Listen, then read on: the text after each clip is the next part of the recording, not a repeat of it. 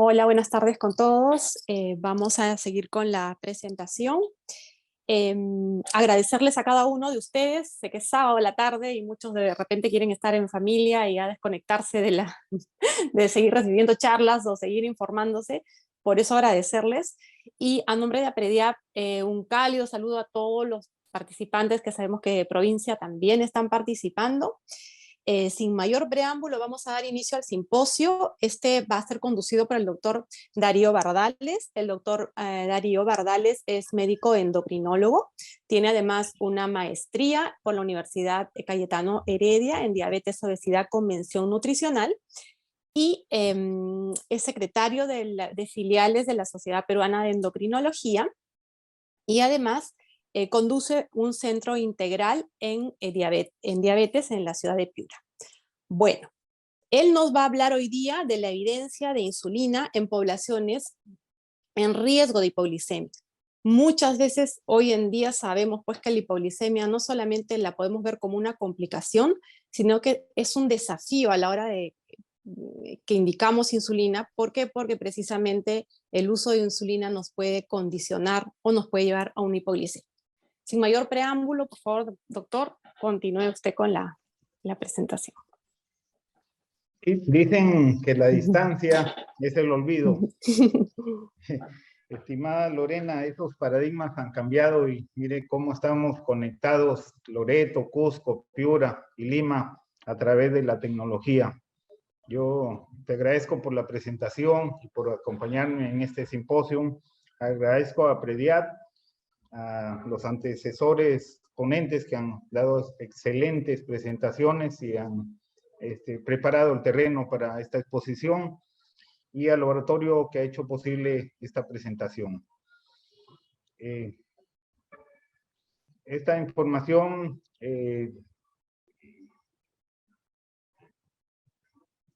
esta es una frase de salvamento del laboratorio. Yo soy speaker de varios laboratorios, también he trabajado en investigación con algunos de ellos y asesorando también a otros.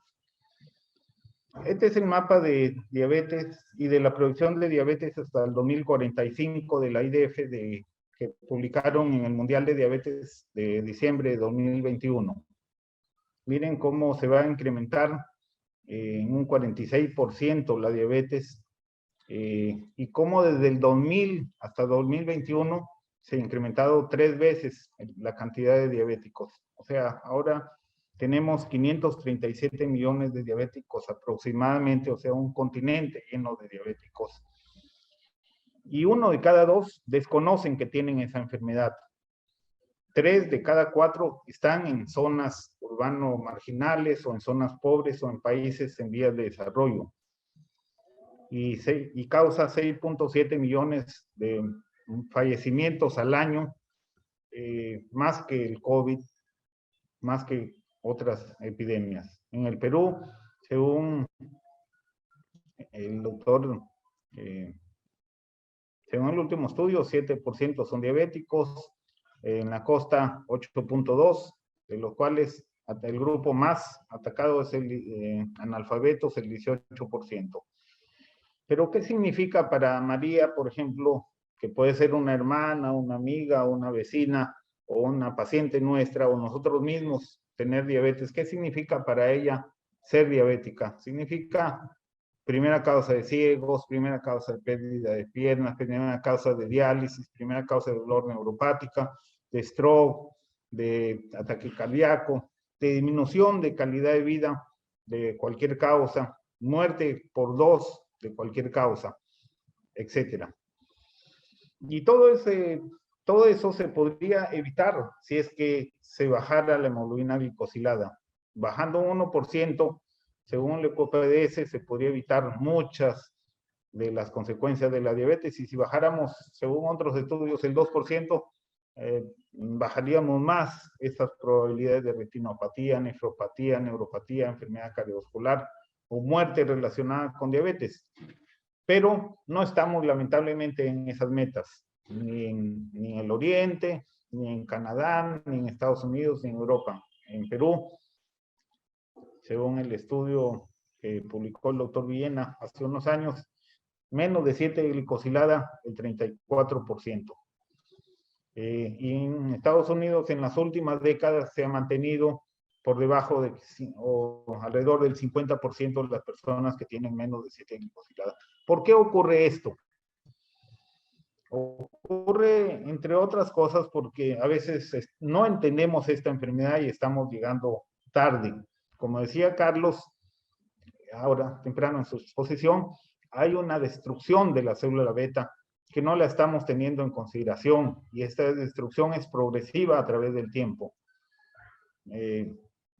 Cuando llegamos al diagnóstico muchas veces llegamos tardíamente y esta destrucción continúa tanto morfológica como funcional, esta destrucción. Esto ya fue demostrado el año 97 con la publicación del UCAPDS, donde se creía que la dieta y el ejercicio era un tratamiento de la diabetes, pero se demostró, miren la línea amarilla, que la dieta y el ejercicio era lo que peor le iba al paciente, en línea amarilla, y pasó a ser prácticamente el comparador del tratamiento activo, que eran, por ejemplo, aquí la sulfonilurea o la insulina o la metformina, y la dieta era como decir, el placebo, donde solamente el 9% de personas lograron estar controladas con ese tratamiento. Entonces, a partir de la publicación de este estudio, ninguna guía en el mundo considera que un paciente diabético pueda estar solamente con esto de dieta y ejercicio. Tiene que estar con un fármaco para controlar esta caída de célula beta, compensándola de alguna forma para que la glicemia no siga progresando. Entonces, ¿cuál es la racionalidad del uso de la insulina? Como ya dijeron, hay una disfunción progresiva de la célula por su rápida acción, por su buena absorción, 100% de absorción. Podemos usar dosis infinitas, la dosis que queramos, y vamos a poder controlar a un paciente. No tiene ninguna contraindicación. Nos da memoria metabólica. El estudio del doctor Wen en China nos dijo que si usábamos en un paciente descompensado al debut de diabetes, todos sus parámetros de función de célula beta iban a ser mejores. Es antiinflamatorio, antioxidante, anabolizante, tiene un excelente perfil de seguridad cuando se usa adecuadamente, como toda herramienta terapéutica. Es bien aceptado por los pacientes después de una renuencia inicial. Cuando ya los pacientes la usan, se dan cuenta de la mejora de su calidad de vida. ¿Cuáles son las indicaciones? Paciente descompensado, paciente sintomático, metabólico, con marcados síntomas según el ADA, la Asociación Canadiense, fuera de metas cuando está con antidiabéticos, o en cualquier crisis que se necesite bajar la glicemia, hospitalizado, perioperatorio, gestación, infecciones, evento cardiovascular, hiperglicemia. El problema es que cuando tenemos que insulinizar, a veces el médico se pone en la consulta, está y tiene 20 pacientes fuera y dice, ¿le pongo o no le pongo insulina? ¿Por qué? Por los retos que trae esta medicina, esta herramienta terapéutica. No, mejor en la siguiente cita le pongo la insulina. Y así se pasa el tiempo y hacemos inercia muchas veces, ¿no? Las barreras más comunes, como ya mencionó Marcos, la complejidad del régimen, la hipoglicemia y la baja educación tanto del paciente como del médico, ¿no? Y vamos a desglosar cada una de ellas. Es complicado realmente iniciar insulina, ya lo mencionó Carlos en su exposición. Simplemente tenemos que imitar la fisiología de la célula beta y la secreción de la insulina. Ahí tenemos la NPH como trabaja, las insulinas análogas como trabajan, la insulina R como trabaja, y las insulinas rápidas análogas como trabajan. Simplemente tenemos que iniciar tenemos que imitar lo que queremos reemplazar, ¿no? Cuando un paciente está fuera de metas, también ya se mencionó esto, el ADA dice, bueno, tenemos que iniciar 10 unidades o 0.1, 0.2 unidades por kilo, y paulatinamente ir modificando la dosis según los niveles de glucosa basal. Y si el paciente hace hipoglicemia en algún momento, determinar cuál es la razón de esa hipoglicemia, y si no la determinamos, bajar la dosis en 4 unidades o un 10 o 20% de la dosis. Hay que tener cuidado, y también ya se mencionó, con lo que se llama hiperbasalización. No debemos pasar de 0.5 unidades por kilo de peso, porque ya por encima de esa dosis lo que vamos a lograr es más hipoglicemia y más sobrepeso, y no vamos a obtener beneficios adicionales.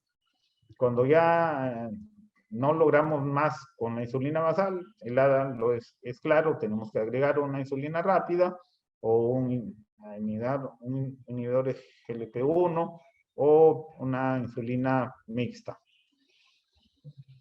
Los algoritmos ya fueron mencionados.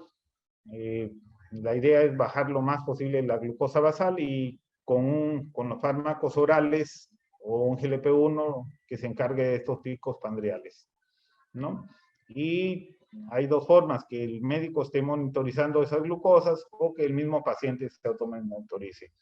Hay más de 22 ensayos clínicos donde la mayoría de médicos empieza con 10 unidades y va titulando 2 o 3 veces por semana, con un objetivo de tener una glucosa menos de 100 en ayunas, con incrementos de 2 unidades. En la mayoría de estudios, el responsable de esta titulación es el paciente. La eficacia, todos mejoran su glicemia. No todos llegan a meta, pero todos mejoran. La seguridad es una baja frecuencia de hipoglicemias, y generalmente debe usarse la insulina basal con metformina u otros hipoglicemiantes. Y lo que les decía, se hizo un estudio comparativo donde el que monitorizaba esta titulación era el médico, y en otros grupos los que monitorizaban eran los mismos pacientes, donde se les había educado cómo monitorizar. Y la verdad que no hubo diferencia ni en dosis de insulina ni en tasa de hipoglicemia. Y eso es una gran idea y una gran noticia, porque los médicos generalmente no tenemos tiempo para estar contestando a nuestros pacientes de la monitorización. A cargo del paciente bien educado, el automonitoreo es fácil, lo puede llevar a cabo, ¿no? Otra cosa que nos preocupa antes de iniciar insulina es la hipoglicemia. No, miren todas las formas que tiene la hipoglicemia. Si nosotros no pensamos en hipoglicemia, se nos va a pasar por alto. Y este paradigma felizmente está cambiando. Mientras más estricto teníamos la glucosa, mientras más estricto queríamos tenerlo, más riesgo de hipoglicemia había. Pero felizmente con las nuevas herramientas que tenemos, esto está cambiando. ¿Qué cosa significa hipoglicemia para un paciente y para el médico? Hipoglicemia significa una onda de eventos negativos a nivel del sistema nervioso. Por ejemplo, significa que puede hasta convulsionar, puede entrar en coma el paciente, tiene efectos psicológicos, miedo, trauma. A nivel musculoesquelético, caídas, accidentes de tránsito, fracturas, dislocaciones. A nivel cardiovascular, se relaciona con evento cardiovascular, infarto cardíaco, angina, arritmias, que es las que se relacionaron con mortalidad. A nivel médico, baja adherencia del paciente, dificultad para alcanzar las metas, estancia prolongada una vez que el paciente hace la hipoglicemia, implicancias médico-legales, puede ser enjuiciado el médico, aumento ponderal, porque el paciente por miedo puede estar consumiendo azúcares. A nivel social, estrés y conflicto familiar, ocupacional, académico, dificultad recreacional, el paciente tiene miedo salir, disminución de calidad de vida, miedo, ansiedad. Entonces, esta hipoglicemia generalmente es disruptiva porque ocurre en cualquier momento, tiene una onda de cosas malas, como dije, es un miedo tanto para el paciente, su familia y para el médico también. Y es momento de cambiar esa situación. ¿Quiénes son las poblaciones que tienen riesgo de hipoglicemia? Traje esta guía canadiense donde se grafica un poco mejor pacientes ancianos, pobre, gealiterasis. ¿Qué significa esto? Gealiterasis significa aquellas personas que tienen poca capacidad de entender y de cumplir las indicaciones médicas. Incrementan los pacientes que están, como también lo mencionaron, que tienen aumento de la glicosilada muy descompensada. La hemoglobina glicosilada también tienen alto riesgo de hipoglicemia. También las que tienen mucho tiempo usando insulina también tienen más riesgo. Los que tienen alguna falla o defecto cognitivo por la edad, por alguna concomitancia también. Los que ya tuvieron un evento de hipoglicemia también, los que tienen falla renal, los que tienen neuropatía tienen más riesgo. Los que usan insulina o sulfonilurias tienen más riesgo de hipoglicemia. Y también se habla de la fragilidad, que no necesariamente son las personas ancianas, ¿no? Los pacientes frágiles también tienen riesgo de hipoglicemia. Entonces, si cuando María le dio diabetes y ya pasó 10 años y ya tiene algún grado de falla renal, recuerden que el 50% de pacientes diabéticos van a desarrollar algún grado de falla renal. Si tiene alguna concomitancia cognitiva, ya es un paciente que tiene riesgo de hipoglicemia. Entonces, al inicio teníamos al inicio no, sino luego de un tiempo de las insulinas iniciales, teníamos la insulina NPH, que fue un gran avance. Pero su variabilidad y su riesgo de hipoglicemia era alto por su cinética. Entonces surgieron las insulinas de primera generación, los análogos de primera generación, que tenían una vida un poco más larga de acción, su variabilidad era media y su riesgo de hipoglicemia también disminuyó un 30%. Pero luego salieron la insulina de Gludet y la insulina glargina con una vida media mucho más larga, lo cual da una facilidad en poder ponerla, si nos olvidamos de la hora de poner a otra hora, su variabilidad es mucho menor y su riesgo de hipoglicemia es mucho menor, como vamos a ver. Entonces aquí tenemos los estudios iniciales de NPH, donde el mejor momento que se dio de poder poner la insulina NPH era lo más tarde posible en la noche. Luego la insulina glargina comenzó a sustituir a la NPH. En potencia era lo mismo, pero disminución de riesgo de hipoglicemia, sí, en promedio 21%, y de hipoglicemia nocturna disminución 42%. Buena seguridad cardiovascular, y neoplasias tampoco hubo, y existen ya millones de seres humanos usando la insulina glargina. Pero la siguiente generación fue la insulina U300, ¿no? Donde mediante la tecnología se logró en un área mucho más pequeña concentrar la insulina, y eso dio una capacidad cinética, un pK, una farmacocinética diferente, donde su liberación fue más lenta y gradual, y logró disminuir, aumentar su tiempo de vida media, disminuir su variabilidad y aumentar su rango de acción. Eso produjo, según la evidencia médica, estos los estudios pivotales de insulina glargina U300, donde demostró menos riesgo de hipoglicemia, menos insulina glargina U100. No, esto es la familia de estudios Edition, donde se probó en diferentes poblaciones. Aquí tenemos diferentes poblaciones con orales, con basal bolo, en pacientes nuevos, en diabéticos tipo 1, etcétera, ¿no? En resumen, las tasas el rendimiento de esta insulina fue el mismo, pero las tasas de hipoglicemia fueron mucho menores. Sobre todo, hipoglicemia nocturna. Esa fue la diferencia, aproximadamente un 30%. Eso se siguió repitiendo en este estudio, por ejemplo, en el estudio Switch. En general, miren, un 48% de disminución de hipoglicemia en pacientes hospitalizados, etc. Y el estudio Braille, donde versus insulina de Gludet, se hizo una comparación cara a cara, después de 24 semanas, donde un grupo estaba con insulina glargina, U300, y el otro estaba con insulina de Gludet, ¿no? El estudio Braille demostró menor tasa de hipoglicemia, sobre todo en el periodo de titulación, que es el periodo donde más el paciente está variando su dosis de insulina y donde más temor hay de que haga hipoglicemia. No demostró menor hipoglicemia ya en el periodo de mantenimiento. Estadísticamente significativo, menos tasa de hipoglicemia.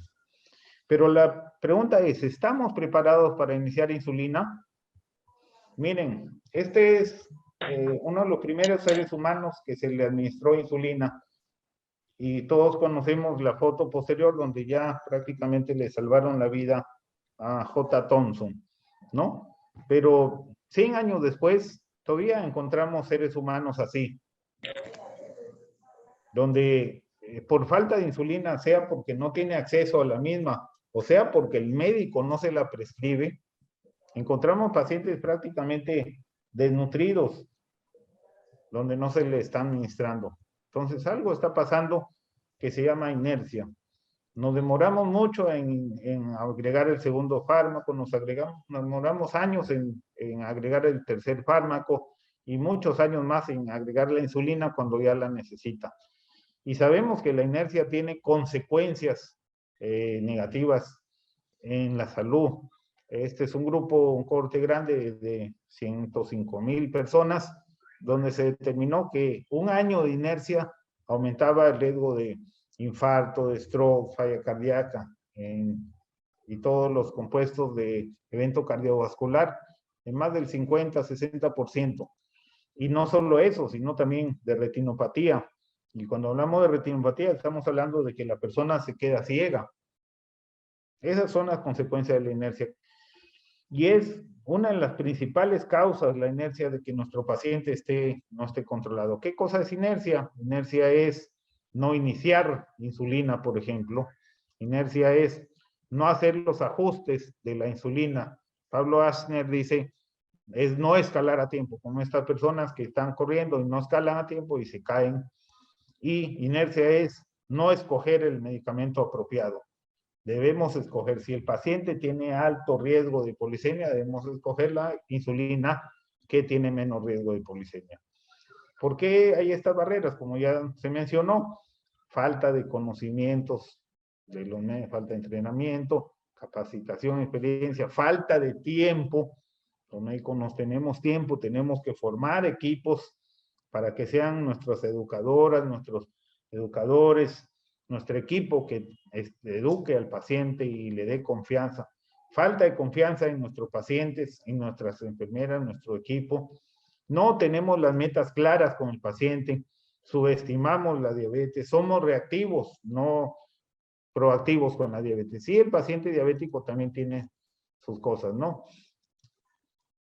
Sentimiento de fracaso, si iniciamos insulina, obligatoriedad de cambiar, piensa que va a cambiar toda su vida, mitos que la insulina me hace. Se habla de la renuencia a iniciar la insulina, se llama resistencia psicológica a la insulina. Y una cosa que veo mucho, no sé si será frecuente en otros medios, es que muchos pacientes que inician insulina dejan todos los fármacos orales. No entiendo muy bien la razón. El ADA tiene sus normas, debemos continuar insulina, inhibidores de PP4, inhibidores SGLT2, incluso sulfonilurias. Claro, hay que usarlas con mucha cautela, dice, hay que reducir en un 50%, si ya está con insulinas pandriales, probablemente considerar suspenderla, pero no dice en ningún momento suspenderla de golpe. Hay que usar todas las orales que podamos, porque eso nos ayuda a reducir el riesgo de hipoglicemia, nos ayuda a reducir la dosis de insulina, nos ayuda a no llegar a una dosis máxima y que el paciente no suba mucho de peso. Ahí hay algunos resultados de cómo algunos fármacos disminuyen glicosilada, disminuyen el riesgo de aumentar de peso, ¿no? Y cuando nuestro paciente esté usando insulina, hay que examinarle la zona donde se pone la insulina, porque si no puede que esté poniéndose la insulina en vano. Si se la pone en estas zonas de hipertrofia, no se va a metabolizar, no se va a absorber la insulina. Entonces, en conclusión, podríamos decir que el uso de insulina U300, en este caso Toujeo, es sencilla, nos da bajo riesgo de hipoglicemia, sobre todo en las poblaciones de riesgo que mencioné, y hay que educar al paciente y sobre todo al médico. Muchas gracias por su atención. Esta conferencia es un llamado a la acción para salir de esa inercia. No hay que temerle al cambio, hay que temerle a no cambiar. En la diabetes es dinámico todo y todas las veces que viene nuestro paciente hay que estar pensando qué cosas más podemos hacer por él. Muchas gracias. Muchas gracias, Darío, por la presentación, muy interesante e ilustrada, y lo que vamos a pasar, no sé si nos da unos minutitos para algunas preguntas. Tenemos una en el chat, nos dice, por ejemplo, nos preguntan, ¿qué pasa con un paciente con debut de diabetes con 500 de glucosa asintomático? ¿Se inicia con insulina o con antidiabéticos orales? Creo que esta pregunta ya la contestó mientras daba la presentación, pero igual. Sí. Indudablemente hay que procurar insulinizarlo a ese paciente.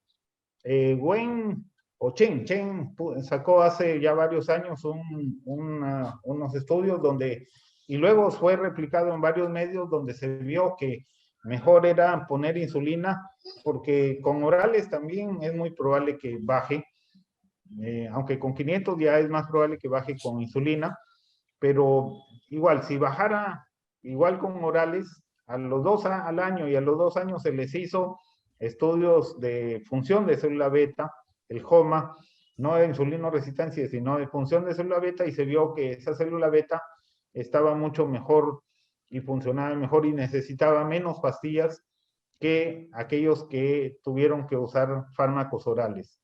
Eso fue replicado en muchos otros estudios. Y yo una vez le levanté la mano en el extranjero a alguien y le digo, ¿a qué se debió eso? Y me contestó de una forma que no le entendí, y un peruano me dijo, mira, ¿sabes cuál es la respuesta? Hace lavando y yo descansando. La célula beta está súper estresada con 500 de azúcar, y si la pones a reposar un rato, va a poder ella, porque el cuerpo tiene esa capacidad de autorregenerarse, ella va a poder ordenarse un poco, mientras tú le pones insulina por un tiempo. En ese estudio se le puso 1 mes o 2 meses la insulina, y volvió a pastillas orales, que es el temor de la mayoría de pacientes. Lo mejor sería así esté asintomático, pero generalmente un paciente con 500 no está asintomático. Él te dice que está asintomático, pero generalmente ya bajó de peso. No, generalmente está catabólico ahí. No quiere decirlo probablemente. Muy bien. Tenemos otra pregunta. Acá nos preguntan, ¿existe un horario más frecuente de hipoglicemia? Y tal vez si nos puede dar un alcance, ¿cómo podemos prevenir esas hipoglicemias inadvertidas, sobre todo en pacientes, por ejemplo, de poblaciones especiales, adultos mayores que tienen una larga data, digamos, de uso, por ejemplo, a veces de insulina, y a veces va pasando el tiempo y no se dan cuenta que están haciendo una hipoglicemia, ¿no? Eso es lo malo, que a medida que pasa el tiempo en la diabetes y también en la diabetes tipo 1, van perdiendo la capacidad de respuesta de síntomas y también la capacidad de contrarrestar esa hipoglicemia. La única forma es monitorizar y estar pensando en la hipoglicemia. Como les puse esa lámina, la hipoglicemia tiene muchas caras y hay que estar pensando. A veces el paciente no les dice directamente, pero ante cualquier síntoma hay que sospechar de ella. Pero una de las respuestas, como dijo Sonia, hay que monitorizar la glucosa, hay que hacer controles de glucosa en ayunas, al acostarse, hay un gradiente entre acostarse y levantarse para sospechar esa hipoglicemia. hay que hacer postprandiales, sobre todo almuerzo, como dijo ella, pero algunas después de desayuno y después de almuerzo. Ujú, ujú. De acuerdo, totalmente de acuerdo. Y ahora, en relación al uso de insulina para el control de hiperglicemia, que si bien esta es eficaz, lo contrario no sería eficaz para controlar la hipoglicemia. No sé si estamos entendiendo la pregunta. Nos dicen acá, si bien es No, cierto el uso de insulina para el control de hiperglicemia es la más eficaz, lo contrario no es eficaz para controlar la hipoglicemia. Bueno, tal vez recalcar un poco que, claro, el uso de insulina realmente pues es un arma de doble filo y ahí está la ciencia y el arte de poder evitar, digamos, una hipoglicemia, ¿no? Porque la contraparte va a ser, a medida que usemos insulina, vamos a optimizar el control glicémico del paciente. Sin embargo, el riesgo de hipoglicemia se incrementa. No sé si quiere hacer un comentario, doctor Bardales. sí, definitivamente es el arma más poderosa que tenemos. Hemos tenido pacientes con 1300 de glucosa, 1100, y la única arma que vamos a tener para poder bajar la glucosa es la insulina, es lo más potente, pero claro que hay que monitorizar al paciente porque va a llegar un momento que vamos a tener que ir bajando dosis y tener cuidado con la hipoglicemia. Mientras más alta es como dicen los canadienses, la glicosilada, el riesgo de hipoglicemia también es mayor. Muy bien. No sé si hay alguna otra pregunta más. Estamos un poco pasados Es, de minutos, me parece, hay o una estamos en tiempo. Ujú. hay dos cosas que me preguntan siempre. Los criterios de hipoglicemia, que hace un año o 2 años sacó el ADA una revisión y dijo, el criterio de 70, ellos lo consideran un número de alarma para cambiar dosis, para hacer cosas. No es que produzca tantos síntomas, pero no produce daño, sí. Lo que produce daño es 54 para abajo. Pero ya con 70 tenemos que cambiar, revisar todo, o cerca de 70 ya tenemos que ponernos a revisar todo. Y si hay pérdida de conocimiento, ya es una hipoglicemia severa. Y otra pregunta que me hacen, que ya la hicieron también, pero hay que recalcar, es la conversión de NPH a los análogos. Hay que disminuir de lo que se pone NPH a los análogos, hay que bajarle un 20%. O sea, hay que sumarlo de NPH, pero bajarle a un 20%. El 80% hay que ponerle. De acuerdo. Y en relación al tabú del uso de insulina, ¿qué nos podría comentar, doctor Bardales? Mire, yo creo que muchos mitos, es una opinión muy personal, no es una evidencia, muchos mitos en diabetes y en otras patologías, me imagino, es muy difícil que nazcan en la población en sí, porque quien lidera diabetes es el que ve diabetes, el diabetólogo o el endocrinólogo. Muchos mitos nacen en los médicos. Muchos médicos tienen miedo a usar insulina y están en ese estudio de Inglaterra, que lo conoces, que se demoraron 7 años en poner insulina cuando ya debieron ponerla hace 7 años, teniendo la consulta gratis, la insulina gratis, las tiras reactivas gratis, todo a mano. Imagínense qué podría estar pasando en nuestro medio. Hay un temor de los líderes en diabetes y eso lo perciben los pacientes. Cuando uno tiene seguridad y le transmites esa seguridad al paciente, y yo personalmente ya una vez le ves hablar de uno, pero cuando uno le transmite esa seguridad y el paciente se va con insulina puesta, sale del establecimiento con la insulina puesta, puede puede que cambie la situación. Porque toma el taxi y el taxista le va a decir, no te pongan la insulina. Llega y el vecino le va a decir, no te pongan la insulina.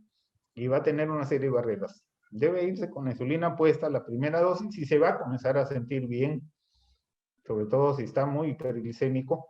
Pero hay que transmitirle esa confianza, esa seguridad al paciente y hay que demostrar el liderazgo con el paciente.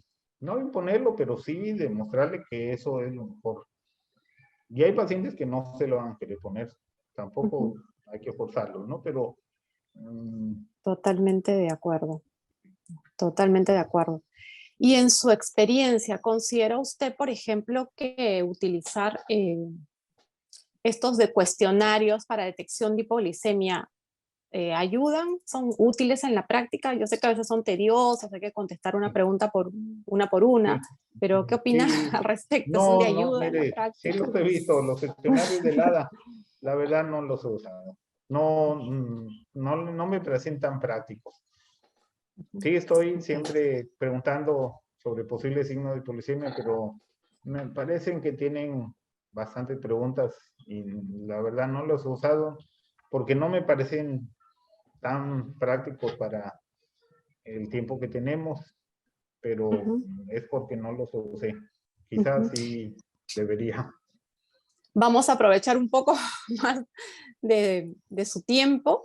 Para ir cerrando, tenemos un par de preguntas. Creo que podemos Sí, sintetizarlas en una. Por ejemplo, en general, ¿se puede recomendar a los médicos generales el inicio de insulina, por ejemplo, un esquema basal, un basal bol, un basal plus? ¿Qué le parece? Y en ese caso, por ejemplo, ¿se podría utilizar una insulina tipo glargina o pasar, o qué sugiero? ¿Usar una U100, mire, una 300? mire, los Darío. endocrinos somos demasiado pocos y no vamos a poder ver a todos los diabéticos, eh, por lo menos en un mediano plazo.